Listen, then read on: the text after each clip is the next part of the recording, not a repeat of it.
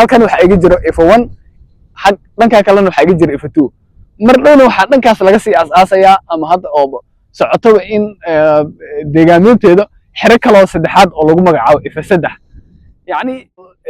waxa aad ayaan daru ah macnaha dadka Soomaaliyeed oo tiro qaxootiga naqanaya ama macluusha iyo gaajada in amni la'aanta dalka ka jirta ka soo carray tiradooda aad ay u badanaysaa muddooyinka aad ugu dambeeyay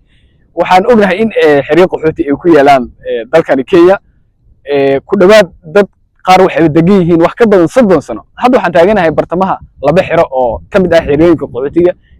dalkan Kenya gaar ahaan xiriirka qaxootiga Dadaab halkan waxa iga jiro F1 xaq dhanka kalena waxa iga jiro F2 mar dhowna waxa dhankaas laga sii aasaasayaa ama hadda oo socoto in deegaaminteeda xire kale saddexaad oo lagu magacaabo F3 yani F3 ayaa la sii marayaabo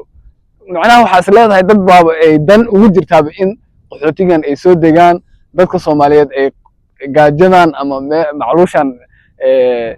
kaga soo orday dalkooda amni la'aantan dad baaba barnaamijyo iyo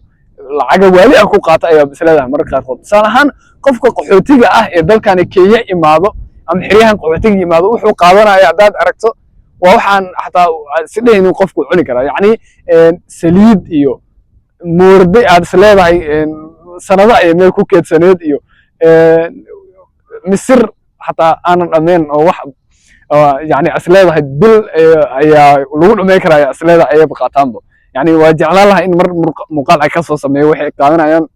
haddii aad aragto ama muuqaal lagaaga soo sameeyo dadkan qaxootiga wax ay qaataan oo yani meel keer la dhaha ayaa jirta ayaa la leeyahay oo ay ka soo qaataan dadka raashinka yani haddii aad fiiriso meeshaas waxay ka soo qaadayaan wax dameerada la siiyo waa leedahay ma cunaanba dadka yani qaxootinimada inay iska ahaadaan afka ka ahaadaan iyo deegaan ahaan u ahaadaan uba iska rabaan halkii lagu dhiirigelin lahaa dadka Soomaaliyeed ee ka soo qaxay muddooyinka ugu dambeeyay haddana ilaa 3 sano ee ugu dambeeyay dad aad u fara badan ayaa soo deegaansaday xiradan hadda qaxooti ee intii ugu dhow ee loo yaqaan F2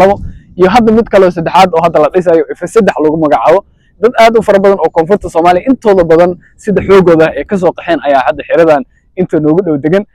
dadkaasna waa dad leh deegaan nimco ah salahan dadkan hadda soo qaxay waxay leeyihiin deegaan